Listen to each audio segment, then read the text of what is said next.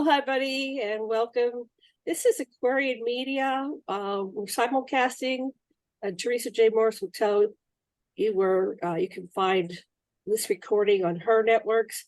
And Melinda is one of her co-hosts, Melinda DAmico. I'm Janet Care Lessin and Theresa J Morris. And everybody say hi real quick in just 60 seconds. Who are you, Theresa? Hello. Just go ahead. Hi, I'm Theresa J Morris, Okay. known as Thurmond maiden name, and I am in Gulf Breeze, Florida, and I have a company called American Communications Online and a social media club, ACO Club, on video. So we're doing all this together for posterity. Right. Education. And Melinda, Okay. where are you from? I'm originally from New York City, and now I'm in New Jersey. So I like to say a hello to all the New Jerseyans. Happy Friday. Happy Friday. And I'm broadcasting from Maui, Hawaii. Okay, I'm going to try something here. It's called a share screen. And we made a PowerPoint. Do you still have me? Yeah. Yeah, everybody's still here. Okay, so let me do this. Got to focus. From the beginning. Yes. Okay. So this is kind of what we did the last couple weeks. We're working on some presentations and YouTubes, and this is the Portal Stargate series. And I'm just going to go click through. You can review our show from last time. I'll put the link down below. I don't have it right now, but I will add it. So this we covered last episode. But I added this picture because Theresa's sister is visiting Brenda, and she gave me this adorable picture of Theresa Jeanette. Is that how you spell your Jeanette? With two N? No, one N. Okay, I'll correct that later. Okay, Spelled just like my mother's first name. Okay. Janet is how they say it, but they say that Jeanette is a spelling. Yeah. Right. Thurmond is a pretty famous name in America. But we'll go into the THUR, THOR. That'll be another show somewhere down the line. So here she is. She came into the world. I don't have a baby picture of me. I got to get that from my sister. She's got all my pictures. So just kind of, this is like a little flashy through review. So we covered TJ saying, we didn't cover this, but we're going to start with TJ. We'll go back to this. Okay, Theresa, it was TJ. So we're covering the episodes of our life to uncover how Theresa and I started working, unbeknownst to us initially, we were working for the government or the secret government, right? Theresa was more aware than I was. But before we got to that point, which was in the 60s, we're still in 1957. So earlier I recorded I took a bunch of notes on the episodes of our lives. So what happened? You had, let me go back. No. Flying babies. Back is the other way. Okay, so I'll go over that. But you ran away and you were taken up to meet your ET family. You know, that we covered in the last episode. Then I'm going to cover this. For some reason, you were like the fountain of wisdom. So you're this in 1957. She is the fountain of wisdom. We all are. But even at but you're special, Theresa. You've got some special callings. Well, if you can see, you're very gifted. Everybody has their calling. That is an old soul. Look at that child. That's an old. She looks like she's a grown lady. I know. Dressed up like a beautiful little girl. I showed this to my husband. He goes, she looks the same. I go, yeah. She looks the same. She's an old soul. So what were you explaining to your parents about Sputnik? Oh, I was trying to tell them about people and, why that's where we come from and about our family and that I knew all about it. And, I was just all excited because they were talking about something that, you know, I was aware of. So it was just an exciting time for me, and they just didn't get it. So Well, other how do than you explain it to people? You've been in contact with aliens. You're 6 years old. I mean, what kind of words did you use? I'm just gonna look real quick. Well, I just remember telling him about it. I know about that, and you know, up there, and that's our star. Well, I don't know if I said star family, but that's our family, and that's where we come from. And oh yeah, that's how we travel. And I mean, I was just all excited trying to tell my mom and dad, and they just thought I was off the chain. You know, they just, you know, I remember being, you know, the excitement and trying to explain to them that's, you know, there'd be more in the future, and it was just an exciting time for me. They just, I mean, they had no idea why I was so excited. They had no idea. All the neighbors were talking about it. It was what was weird. the most interesting part of this story, or that happened to you Oh, that I time? just need to remember. I just need to remember about it because it was overhead and it was going through space, and it was a time to, you know, at that time I thought it was going to be a different world. I mean, I was just a little girl, but I knew all about it, and I just wanted to talk about space, you know, and people from space. It was a different world for me, and I didn't understand why everybody was telling me I couldn't talk about it. But in Sunday school and church, and when I was out there in the field, and you know, I had gone up in the spacecraft and come back down, my grandmother found me and said, "Don't ever talk about it." You know, Right. so I was just always hushed.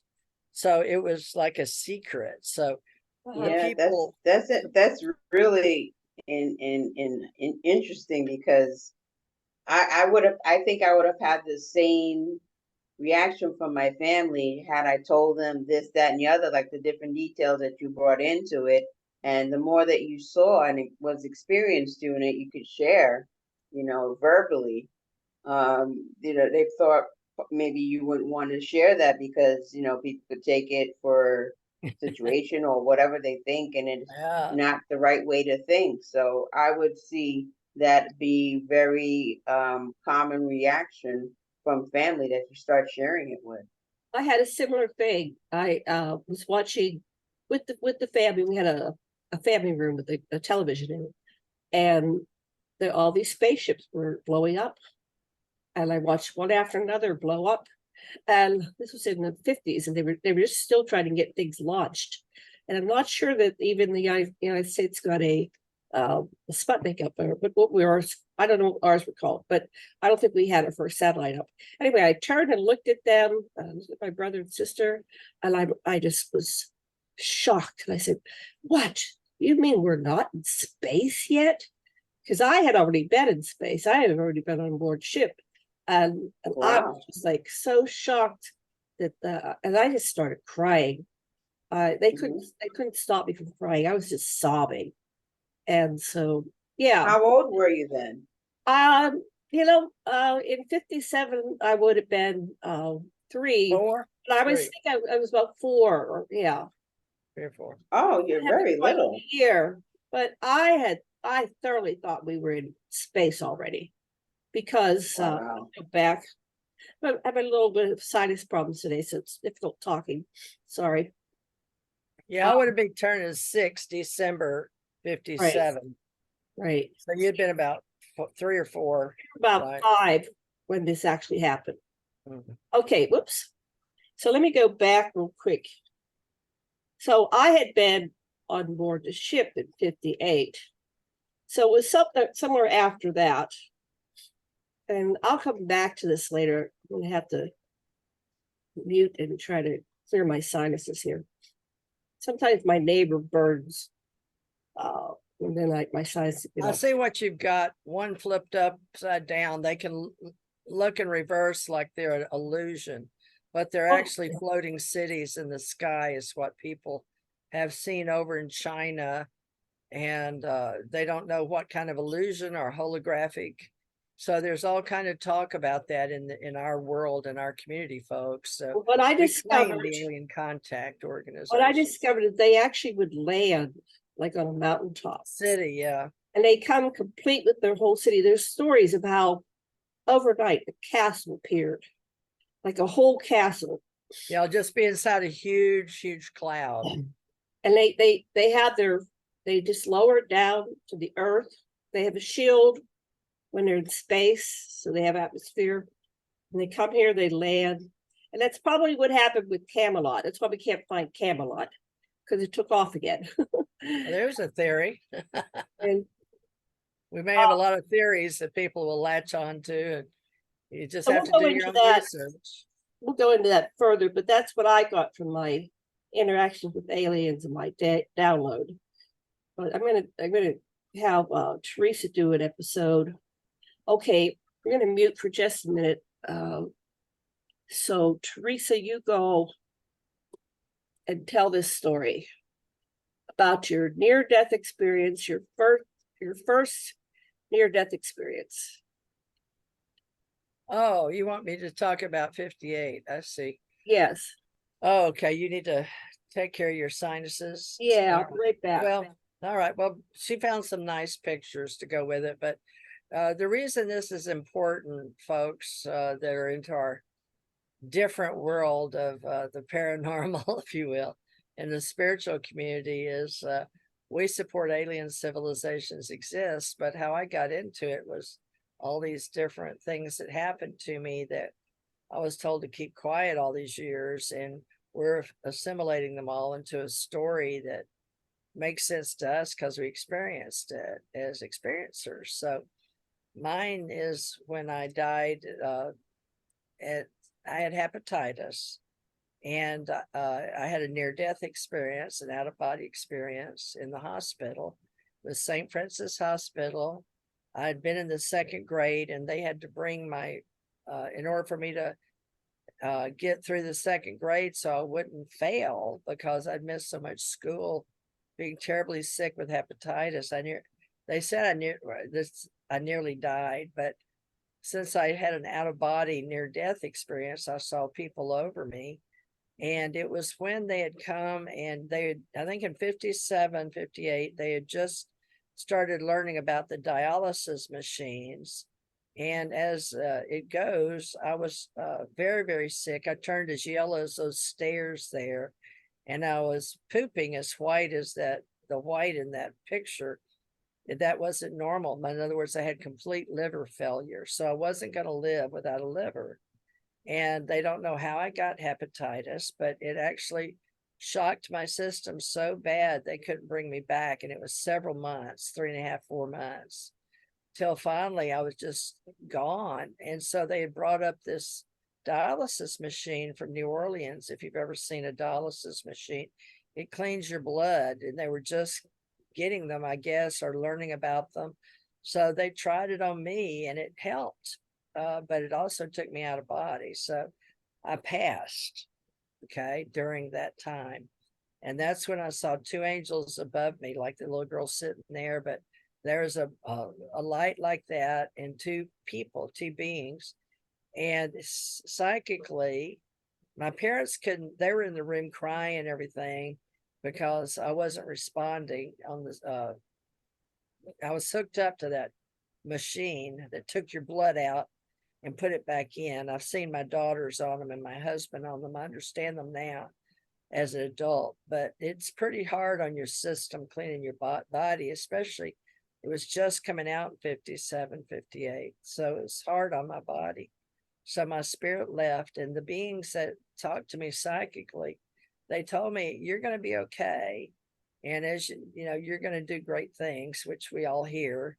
You know, when we go out of body, the beings, they're always motivational speakers, so to speak, or angelic guides. But those same beings, I think, recently saved me when I almost killed myself recently. They grabbed the steering wheel of my car and pulled me back on the road because a man was pulling over to hit me, and I was going very fast on the interstate.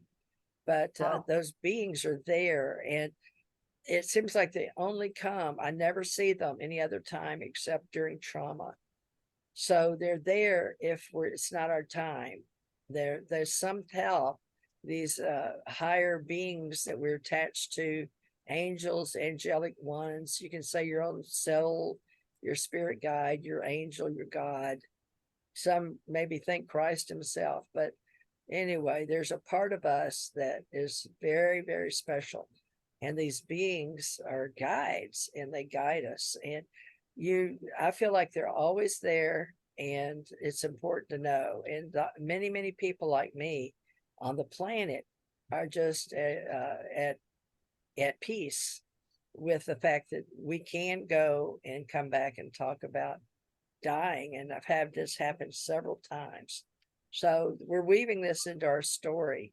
So Janet, is that good enough? I came back and I was okay at that time. So this time you saw angels and you talked to angels, correct? I didn't know any other word. Right. Did you Beings see that any look kind like of Jesus angels. or God or anybody else? Just How- angels. Okay. Just two beings that looked at me and told me I'd be okay. And, like I wasn't going to die or whatever. I wasn't leaving. Right. So that was the second time that I'd been out of my body. The first time I just fell asleep. I was healthy at 4, when Right. I was We running covered away. that the last episode. Brenda, Mama had the baby and I went out and was running away, and people, I guess they put me to sleep so I wouldn't get harmed and took me up on the spacecraft. So that's one intellectual sighting and participation with out of body. So I felt like that because I could see my body on the ground. I feel like that's a different experience, because Right. you leave your body on the ground and you go up and you're there just like you are in a dream, or you still feel your body, you still feel whole. But I think that's your plasma or your interdimensional energy. And then the same thing when I was out of body and I came up like that girl, you still feel whole. And it's like you don't have to look, you just know you're whole. You're still a whole being. Right. And you can go back in. So I think the important part is we realize this is normal, and maybe it's only in certain circumstances that only certain people are just privy to that. Doesn't mean it, I think everybody is.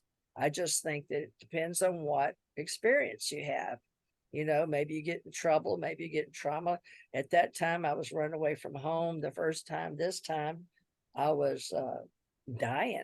So, they came to help me. Back to you, Janet. Melinda, do you have any questions for TJ? Yes, I do. Oh. She just hit it on the head. What I was going to ask her when she talked about trauma and stuff, like a car accident, and it's vehemently, it's very excited, and you really get hit, like blown off from the ground up to God knows 6 feet, maybe in the sky, and you wonder how did you survive that? A woman, man, doesn't matter, and you don't have to be big, but you survive it. Like I had a bad car accident when I was in graduate school. It was one of the most poignant experiences I've ever had in my life. And I want to say about from the trauma of it, talking about it and healing and going on. I asked the universe, is how I phrased it, why did you let me live? What do I have so good to give to people, mankind, et cetera, et cetera? And people said to me they love the way I'm a people person. And it's one girl said that to me. She kind of started crying because it was very traumatic to her. She never hurt anybody. It was bad. Okay. I couldn't walk. I was in a wheelchair. I didn't know if I was going to survive it, this, that, and the other. But you said something that made me think a little deeper and question, was there any intervention on Earth here? This was in Long Island. I was living there, going to school, getting my second degree, which was a master's. And I just sat there and I was like, I looked, and then the person that came to interview me for the case was one of my friends, who was a lawyer's friend. And he said, Melinda, I'm kind of in a state of shock Can you from move what I forward, heard, that you walked away Melinda? with nothing. Yes. Can you move forward? There you go. Yeah, we had lost Okay. you. There you go. So, the person that referred me to the lawyer basically was in shock. He just couldn't believe that I survived what happened to me, etc., all the details. And I felt like there was something or someone possibly, I'm not sure but how, but there was a special, warm, loving air that came through. Could have been someone visited me to tell me I'm here to help you and you will survive and go past this. And I just went through it like it's like it didn't, like nothing happened. There was nothing on my skin, no uh wounds, anything. Only thing was off is that I lost this very expensive piece of jewelry. It was like $1,000 or whatever. But how I found that, that was on the ground. And that was something that I wore for protection. And the girl that was Asian said, yes, they do give you that. So if you felt that, that's true. So it was amazing. I was really upset with it, but I felt that the universe put in place the right people, what I needed to have around me, mostly spiritual in every way possible, and that's why I was able to go and grow past that with no hurdles. Okay, so we're going to continue with us interviewing you for that. Theresa because my sinuses are really bad right now, so hard to talk. I took another sinus pill, so hopefully that'll kick in. So, and correct me if I have some of this, I made these slides based on our notes, and I just found interesting pictures because the internet's full of pictures. Okay, so now you were what, 8 years old during this Who, me? Theresa, we're still waiting for you. Oh, sorry. I'm sorry. Go ahead. Well, I think that's my drippy sinuses right now. all right, sure, we can follow my timeline for a little while. And Yeah. folks, we're going to weave all of them together for a reason, a purpose, to be communicating with you as avatars, people that know they've died and come back and working here for a reason. So you want me to talk about White Sands UFO now, Jane? Right. So I'm not sure if it was 59 or 60. You said you were 8 years old, so I guess it was a time of year because you turned. You have another birthday December 26th, so we do a year. It's like was it before or after your birthday? So this is probably. I know I was going into the 4th grade. I felt very important because I got through the 3rd grade. It was like summer? I had the summer, after, being in the hospital, living in a hammock because I couldn't walk all that year. And it was very hard. I laid out in a hammock all the summer before because of White Sands, but these beings would come and pick me up, and they were out of orbs. They'd come from the sky in clouds and fall out of orbs. So that's why I believe a lot of these ships are circular and they will fall. They disguise themselves in clouds.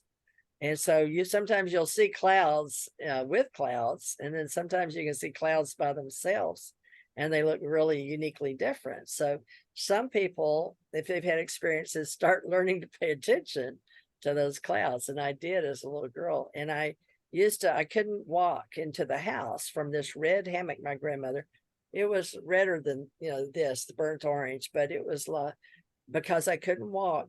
I'll never forget that hammock because I couldn't move my hands or my arms or my legs. So my mom or my dad would carry me out and lay me in the hammock. And then I just would be out there for hours and between these trees. But when I walk in, these beings would come and help me. So that was something I struggled through. So I knew that they were training me. So I started wanting to go to White Sands. Isn't that interesting? What made you want to go to White Sands? I don't know. How do you know about White Sands? I think now this is part of a story, folks. It's my story. You don't have to believe me, but I believe they can will you to be a part of their reality and push you in directions that helps them and helps us at the same time. So some of us may be guided, maybe all of us are. Well, it just depends on who you talk to. But in my reality, it was very, I was very much about graduating each class and studying. I was a good student, and I was anything I could be extra in Girl Scouts. I was in that, and I went to Girl Scout summer school. But this one I was going to miss, which was a big deal to miss Girl Scouts and go. But I got my grandmother and my aunt and uncle to take me to White Sands, New Mexico. And it was a big ordeal. They didn't have interstates then. And they'd have to go part of it. Where were you living? I was in Monroe, Louisiana. So you went from Louisiana all the way to New Mexico. New Mexico. We used Highway 66, Route 66. Yeah. A lot of it. But now, I remember did you have an going up. uncle that worked there or something? I had uncles that worked, yes, at Los Alamos. And Right. oddly enough, as a teenager, I had uncles that worked at NASA in White Sands, New Mexico, and Los Alamos. So I don't know how I knew that, except through my, let's see, it was Aunt Inez Smith, and Otha Martin was in the Air Force. I had an Uncle Gilmore in the Air Force on my dad's side, but this uncle was Florence, was very beautiful, Florence Smith. Her daddy was Johnny Smith, and her mother was Inez Smith. And she worked for the government, and she worked here in Florida. And she was very beautiful. She would come and go with the Shah of Iran when he would come in, and she would show me pictures, of the Shah of Iran and all that later. But I believe our family all had to do with these aliens, and extraterrestrials are family above. But this uncle that worked at Los Alamos, we went there and they said we could stay there. And we went to see some Indians that lived on a reservation that were I had Aunt Bella Henry and Rufus Henry were my aunt and uncle. And Uncle Rufus drove the car. Aunt Bella sat in the front, real strange names. And me and Sisty, my grandmother, Esther Bolton, sat in the back of the car. But What when did we you say? visited, Sisty, how do you spell her name? it's Esther Bolton, Sarah Esther, Bolton, Esther we called Bolton. her She Sisty. married David Bolton. You're The reason was the way it's explained when I was little and I had little playmates. Everybody had a playmate but me, and I wanted to call my sister, but I didn't have the baby yet or at the time. So at the time when I was a young child, I named my grandmother my sister. She said it'd be okay to call her sister. So I wound up calling her Sisty. And so did all my brothers and sisters, Sistie, and we'd put that on Christmas cards and everything. But that's a funny little historical how we name our grandmas, my grandma and grandpa. But she was my Sisty, like my friends had a bigger sister.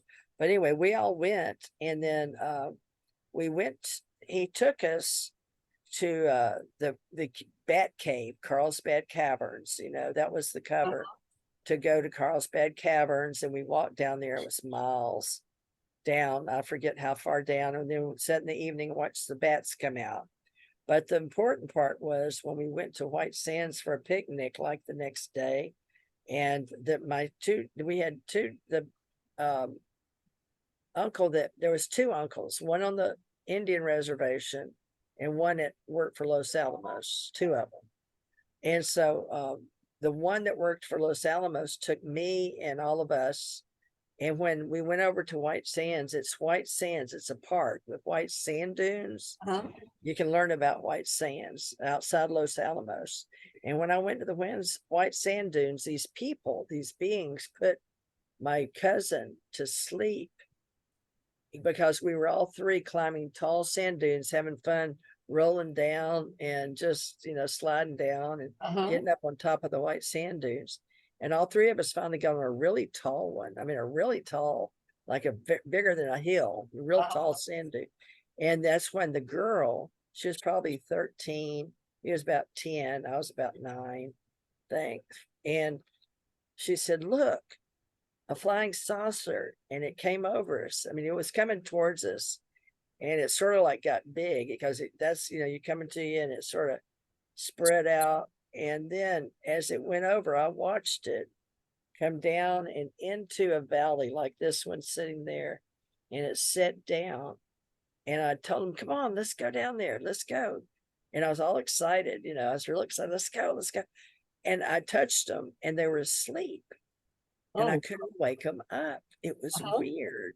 But somehow I knew they weren't supposed to go down. I was like, I somehow knew, even though I was a little kid, I knew they put them to sleep. So I went down, and then I saw a man waving like this to come towards him, standing in the doorway. So when I went in, humanoid or alien? he looked like a man, like somebody I knew. So he waved for me like this. Come, and I was excited, And so I went in, and it was real bright like that, and I saw it looked like children to me. And that's when see, I'm not going to say names, but in the past on a radio show, Janet, because the guy got very well known and became a speaker at the UFO thing when he had me on his radio show. He got really well known after that because they wanted to know what I'd do with that radio show. But I'm not going to mention names, but there were other people that were training at that time inside the spacecraft. And it was time sequencing, interdimensional. And it has space maps, Is this the one whose name begins with S? You mean which one? Because the who, radio who's in the craft with you? What did his name begin with? Oh, yeah. Yeah, you're right. Okay, because I'm researching all this time right now because I just finished a book on the 50s and I'm starting the 60s. So I'm right where the one decade ends and the other. Yeah, I don't know what year that he was doing that, but just to mention the S word, I met him later in San Antonio. So they did make sure we met again as adults at that tree.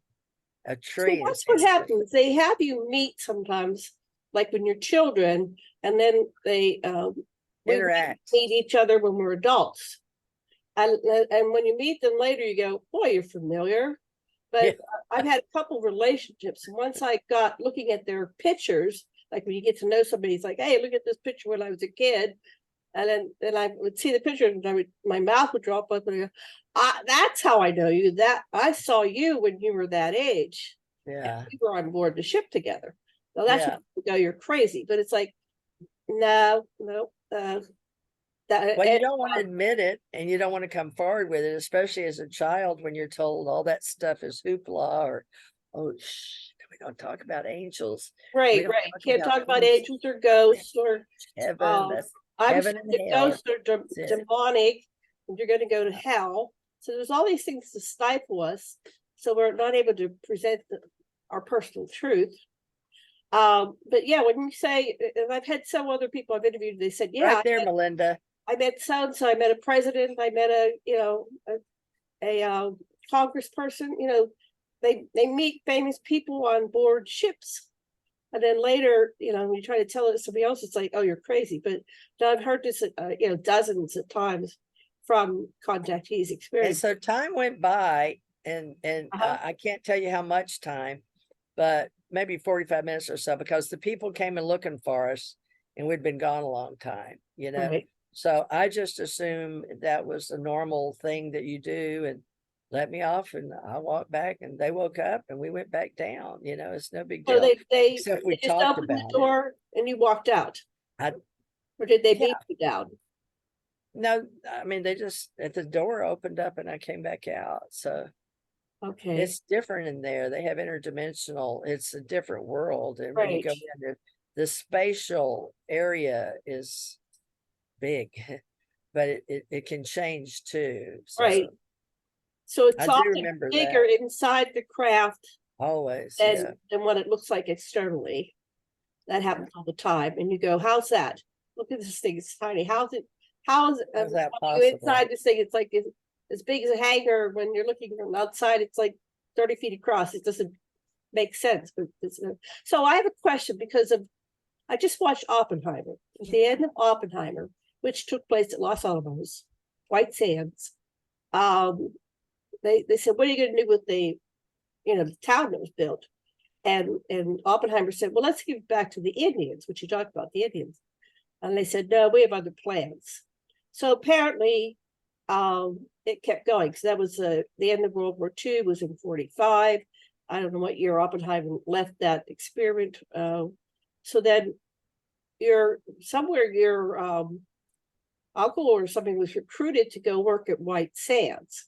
Yeah. Now we know that the extraterrestrials did not like the atomic bomb going off. So maybe, do you think that these extraterrestrials that you met with were working with humans, or were they separate? Since I you believe had that they, on the ship. Yeah, go ahead. I felt comfortable because I was later used interpretation with my mind. So every time, now that I look back, every experience was to learn to accept them and to be comfortable with them and to learn how to speak Right. to them. And they can speak to you with their mouth up close, but they can do ESP, and within 6 feet is what Tom and I said. Or they wear something, they'll have a different headphone or something on their neck, if they're amphibious. So there's different types, and they can speak different ways, but they can communicate. They're brilliant, but I feel like it's almost like us in the future, which Right. that I haven't discounted that yet. I'm still, I keep an open mind. These are all to theories. everything. We don't know. Yeah, Nobody we're all really the tells us. same. We're just experimenting. And I felt like from my experiments in the secret space program, remember with Tom, the Right. 20-year back program, was that by the time I had been initiated as a child and then grown up and then wanting to be in the military and wanting to train, and the government putting all the money they did in my training, coast to coast and then in and out of country, there was a lot of money put into me and Tom Right. Morris, my husband. So by the time you look at the whole story, it starts making sense that these beings work with our government in a very secret capacity with various beings. And I don't think to me, it's more Star Trekian, that they Right. want us to advance. So when you get to those pictures, we can talk about your and my involvement in the Stargate and Rainbow and Aquarius and all those projects that apparently had extraterrestrials involvement.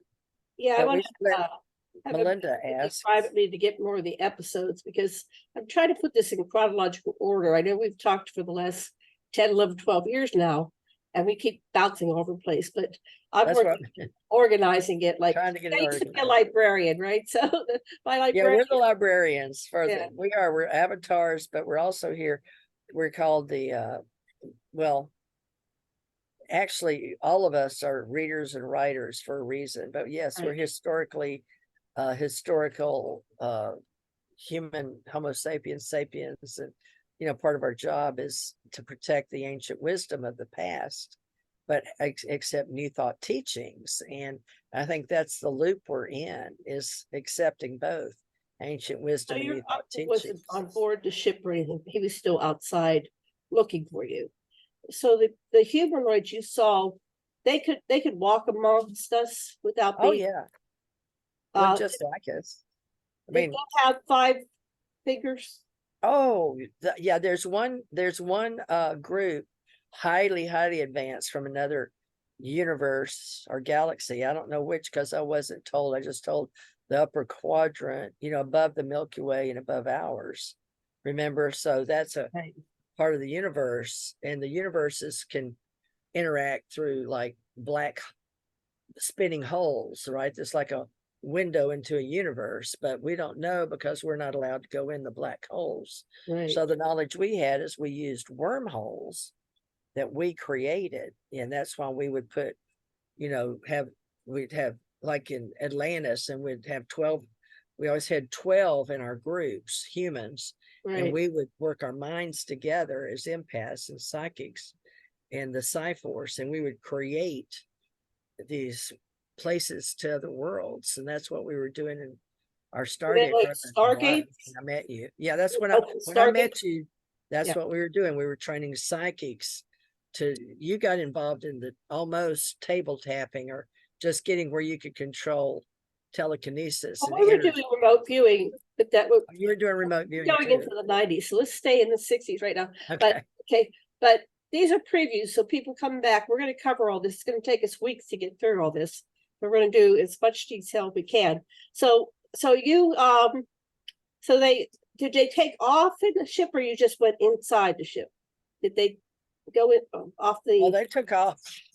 Yeah, I mean, as soon as I got off and went up, then they just took off like a star. They're just I mean, it's just like from a blue light to a white light. It just goes whoosh. So where did you gone. go? Did you were you able to see I the was watching. I was on the hill. I was back on the. Oh, okay. I'm saying when you were in the craft, did they take Yeah. off when you They were in waited the till I craft? went up there and then woke them up, and then they left. They woke the kids up. Wait, Remember the two kids? let me go back and so you get on the ship. Did the ship stay on the ground or did it take off with you Oh inside? no! It stayed just like the one in the picture you got. Okay, There. it stayed on the ground. Stayed Okay. down. So then it took off afterwards. There's another question I had. Hold on one second. So they looked humanoid, you didn't go traveling, and they just took off. I So went back did through you see anybody you knew from this life? inside. Yeah, a lot of people that I'd meet in the future. That you would meet in the future. Yeah, So people in the we'll talk program. about that. And I'm going to see who you can. I mean, some of these people are now passed over, so I think we can talk about that. I don't want to do people that are living, but those that are passed over, I think we could say, I saw so and so and so and so and so and so, right? So, okay, so we'll. I don't know. You're weaving the tale for people, but Well, with the experiences. my other experiencers that saw people like at meetings and stuff, they said I saw I don't know, Nixon or something, or I saw Reagan. Yeah, there's one that, and I'll have her on with you sometime, and you guys can share with the different power figures that they saw. Now I was at a meeting that I saw lots of political figures, but I didn't necessarily know other names because some of them were from foreign nations and stuff. But I knew they were powerful because they Well, were. they told me about who would be president for Obama and Trump. They did tell me that. So I told you, you and I had arguments like crazy. I always knew. And I didn't know how I knew, but I knew, and it always works. Well, Andrew Bashago and George Green said that they were revealing to certain select people who the future presidents are. So that shows that elections don't really. There's some kind of evolving, and how they can help all of us. But yeah, everybody is supposedly moving forward. But when my understanding is we weren't moving fast enough. That right, they're trying to get us to, because we're up against a lot of factors right now. Yeah. The planet's heating up, our oceans are dying, we're losing fish, we're losing food, we're losing this, we're losing that. So I mean, they can do they can tell the future and everything. So they can help us, but it's our job to protect the planet as stewards. So they've got us divided in those that are going into space and those that are Terrans that are going to be the stewards for the planet. So there's going to be a huge division of people over the next 30 years. So there's the caregivers and the caretakers of the planet and the explorers and travelers like Star Trek. There's always been those, right, but it's not been so open about it. And I understand the reason was from the old wars and then the genetic coding they did to blend them all together, because we're all a blend. Right. 23 and 23, 46 chromosomes. Some of them are not on and off, so right, we're genetically correct for what they need at this time. but we never know what the future holds, what we're going to look like in the future. Traveling in space makes you look like your picture here.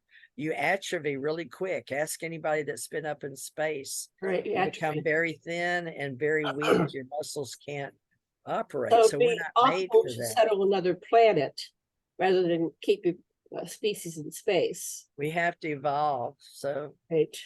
we'll see what happens, but some of us do work with the business. Melinda, any questions? Yeah. Hi, can you hear me? Let me just finish sequence and then I'll ask you, Melinda. So let me Okay. just finish. So, oops. So you land, and so do you walk over and wake up your cousins, or do they wake up They spontaneously? just sort of woke up by themselves. I think they put them to sleep and they woke them up, to be honest. Okay, and I then don't think I had anything to do with it. where were the adults? When did they come back into the picture? Oh, not till we walked down the hill. I mean, I was telling them what happened. I said, why'd y'all go to sleep? I was sort of figured they put them to sleep. So my mind, I was trying to figure out, I was already like a little, what do they call it? Sleuth. I was trying to figure out, did they put them to sleep or did y'all go to sleep? Like, why'd y'all go to sleep? And they're like, I don't know. They didn't know why they were sleeping, but that didn't make any sense to me, right? So I was being the investigator. I've been an investigator ever since, I mean, at that age, I've been trying to figure this stuff out. So I've always been on a quest, but What did they say? What did they say? We were asleep, or we don't remember? Just said they were sleepy. They were sleepy and they woke up and they were just tired. And I told them what happened. I said, this is the flying saucer, and they remembered that. Right. So we run down saying, "Daddy, Daddy." They were telling, and so finally my aunt and uncle, he stayed. Their dad didn't even come looking for them, but it was getting purpley red sky, like behind you. The sky was changing. It was purpley red. I remember that. It was a very, I don't know why the colors were important, but it was getting dark, I guess. Right. That's interesting as you say about the colors of the sky. Yeah. The red, and I've seen that. Yeah. I see everybody come out of their cars and they want to get the best picture because it shows it crystal clear. And you see that image. It's quite interesting to see. Yeah. And what else it brings out and shows you, that's another story, but it's very interesting to see. Yeah. So they were like, come on, and so my grandmother says, where have you been? We've been looking all over for you in these sand dunes. And so the 13-year-old said, she got on, because tell him, just saying, yeah, I got to go on the flying saucer. And my grandmother was like, what? And what? Where have y'all been? Where'd you go? And they're like, yeah, she got, well, where were you? And she said, well, we were asleep. They're like, oh, you were asleep. It sounded like a fairy tale to her. She's like, okay, right. So y'all got up there and fell asleep then. She heard fell asleep, right? So they said, no, they went up there and got tired and fell asleep and walked down. And we said, no, it's like, I saw the flying saucer. So then we went in the car. We all got in the car with the uncle, and we were sitting in the back seat. And it was very important because the first time my grandmother has ever smacked my leg, ever, never laid her hands on me. Wow. But I kept telling the kids, urging them, they kept saying, but Daddy, you work on these flying saucers. And we see one. And that's when he looked back at them, and he got so mad. And my uncle Rufus was shocked because to all of us, it changed the energy. He was like, I told you not, he's like really mad. He was driving. They looked back and which uncle worked on the saucers? What was it, the name of the uncle that worked on the saucers? I don't remember his name, to be honest with you. I just remember he got really, really mad. I never saw him again. There was uncles that worked out in Los Alamos that came through NASA in Houston and stayed at our house. And then they went on out there from NASA to Los Alamos. But I just know this one worked on in the lab, or, because the kids weren't supposed to know he worked on flying saucers, but somehow they do. How kids learn whether they're not. But Daddy, we saw one, And Oh, really, Daddy, and fascinating. he said, "Don't you ever talk about it. I'll lose my job. You won't be able to eat or sleep or anything. Well, Don't that's you true. ever That's talk about it." true. It So just and then I wonder how he you work slipped on up that the flies. kids knew. So that's Well, something that'd be interesting if you could. I said that. I was sitting behind my uncle in the back seat, and I said, "So I said, you work on flying saucers?" And my grandma slapped my leg like that. "Don't you talk about this ever again." And do you Wow. hear him? Yeah. So she lectured to me. She pulled me back because I was excited. I looked, even though he was yelling about the flying saucers, I pulled myself up on the seat. They were thick. And when I grabbed the seat, do you work on flying saucers? Like I want, Uh-huh. because I mean, I've just had the experience of my life, Right. and I want to talk about it. And so my grandmother pulled me back, and so it was Uncle Rufus and Aunt Bella, her and me. So it's already tight. But I'm a little kid, so I could sit up between their three legs, in the Right. car. Yeah. And they were wide seats back then. They didn't have arms or nothing. It was just a big, like a couch. But Bed. she pulled me back. And first time she's ever, it wasn't hard, but it Right. was just shocking because, she's never hit me ever. So, Wow. didn't you hear him? He'll lose his job if you talk about that. Don't you ever talk about that again. So Wow. Is sat anybody back and- alive? Still Huh? alive that's in that car with you? Is there What? anybody still alive that was in that car with you? No, uncle, they're all dead. What about the cousins? You I don't know. don't know. No, Okay. we never saw after we left there, and after what all happened, we didn't leave on good terms, all of us kids, knowing what happened, because we were Wow. still sort of secretly going outside a lot at night and talking about it. Uh-huh. So they didn't put us together anymore after Well, that's what they it do. was a once in a lifetime kind of thing. No, Right. we didn't get to go see him anymore. Anymore. Wow, that's fascinating. They sort of thought I was weird. Well, we're I was running a out of weird time, kid. so we want to start wrapping this up. Melinda, do you have any questions for Theresa and Well, Yes. about this episode? Yeah. Um, it's hard for her to listen and then figure out, like if she's supposed to ask questions for okay, people that may here's wonder. one. Why is it important to share your experiences with others? Okay, now Yes. I'm not sure that it is important, but it feels like it's part of the disclosure movement with Okay. Dr. Sala, of course, Dr. Lessin, but Dr. Lessin has a different disclosure for the Anunnaki. Michael Sala's doing it. Dr. Stephen Greer has his version. And then Janet and I both work with Alfred Lambermont Weber in Canada, and he has his version of exopolitics, or disclosing politics in the UFO UaP movement. But Janet and I started a long time ago for the Ascension Center, avatars and the psychic side with Stargate and Portal Stargate, which we have many years ago. There, oh, you got all that twirling knives, and so Yeah, I'm gonna do this. These are this that'll is be what's later. coming next episode because we're running out of time for this one. Yeah, these could be a good series, a good TV series. It really could, because it weaves how these ETs have told a story on the planet to certain people, and it makes sense, if you start finding all of the pieces. So that's why we started Alien Contact Organization, why I have ACO Club now, ACO and now that was Dr. Not Stephen Greer. What's the other doctor? Janet, dang it. Not Jan, the one before Jan Aldridge. Before Jan Aldridge and before Captain McDonald, with the ACO in 2014. I'm not We sure met what you're talking about. Jan's husband. Oh, Bruce Maccabee. There it is, Dr. Bruce Maccabee. Thank you. Yeah, we started this a long time ago, 10 years ago. It'll be October 2024. Oh, you've got something coming out 10 years Yeah, later. this is coming Awesome. out. Nice. So I'm covering the early 60s. I just published this one, which goes through the 50s. Wow. So my hobby is writing books. So I did this one before that, and this one before that, and this one before that. So I'm publishing a new book about every 2 months, and I'm having a really good time.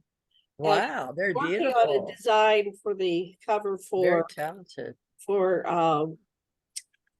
this portal Stargate. So this information that we're gathering here, this is just previews, will be part of the Portal Stargate series.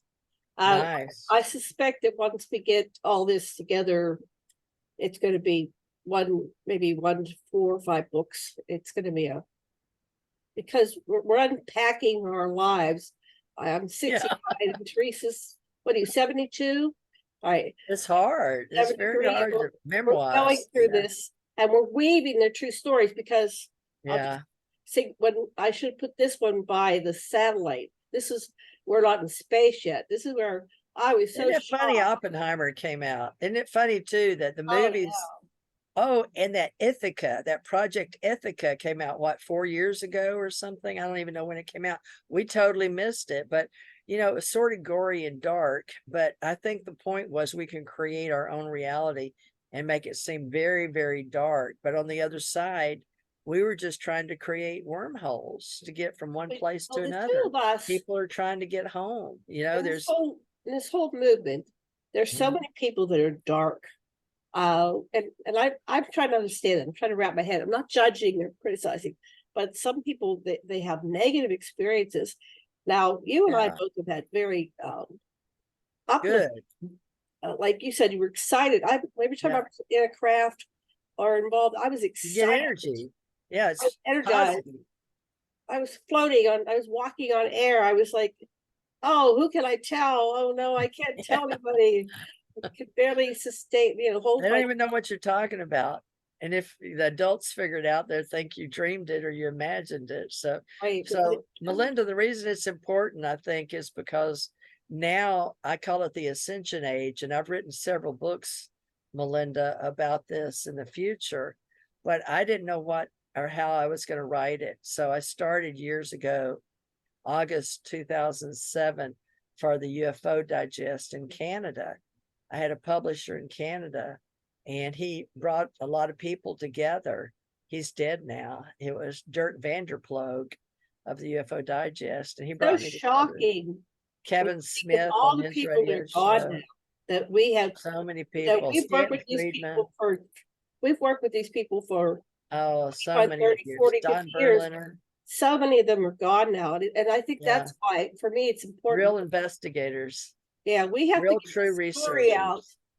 not only for us, but for these people that have come before us, because we owe everybody that devoted their lives to this. And some people, Carl Lorenzen. Remember, Melinda, you may not know this, but the first person that was really out there in the UFO movement was Carl Lorenzen up in Wisconsin. Carl, her name like the color Carl behind Janet. Coral. Carl, C-O-R-A-L, yeah. Carl, L-O. And Lorenzen is ROLORENSON. Yeah, RZEN, Lorenzen. Yeah, her and her husband, and she wrote for the Wisconsin newspaper, and I'm a journalist. And I was, from the time I was a little girl in the 3rd grade, I said I was going to be a writer. And I stood in front of the whole class with another girl named Karen, and we told them we were going to be out writers. of time, so we have to wrap this up. Sorry, I have to do like a news show. We're out of time because we're going to keep these down to 1 hour. We will be back on Tuesday with another episode. Can we put a copy on our shows? Will you? I'm going to send you the link, so we'll do logistics after this. I will send you all the links. But anyway, I want to say goodbye to everybody. We can end the recording, and then we can all talk afterwards. But thank you very much. Thanks for having me on your show today. So thanks for coming, Melinda. I'm going to stop the recording. Just here we go. Thank you, everybody. Hold on. Where's recording? Stop recording. Here we go.